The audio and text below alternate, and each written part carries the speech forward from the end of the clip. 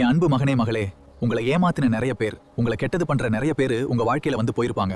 ஆனா நீங்க நினைப்பீங்க, கடவுள் எதுக்கு அவங்க கெட்டவங்க தெரிஞ்சும் என் வாழ்க்கையிலே ஏன் அனுமதிச்சாரு? யோசிச்சுட்டு இருக்கீங்களா? ஒரு நிமிஷம் நான் சொல்றதை கேளுங்க. ஒன்னு, கடவுள் உங்க மேல வச்சிருந்த அளவு கடந்த நம்பிக்கை. மற்றொன்று, கடவுளை நீங்க மறந்து வாழ்ந்தது. இதுல முதல் விஷயத்தை பத்தி சொல்றேன். எடுத்துக்காட்டா, வேதாகமத்துல யோபு பற்றி நீ அறிந்திருப்பீங்க. அவர் சோதிக்கிறதுக்கு முன்னாடி சாத்தான் என் தந்தையிடம் அனுமதி கேட்டபோது யோபு மேல உள்ள நம்பிக்கையில தான் அனுமதி கொடுத்தார்.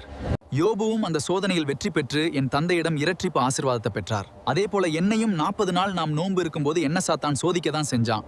நானும் அந்த சோதனை தாண்டி என் தந்தையினுடைய விருப்பத்தை நிறைவேற்றினேன். அவர் என் மேல வச்சிருக்கிற நம்பிக்கைய நானும் யோபுவும் காப்பாற்றணும்.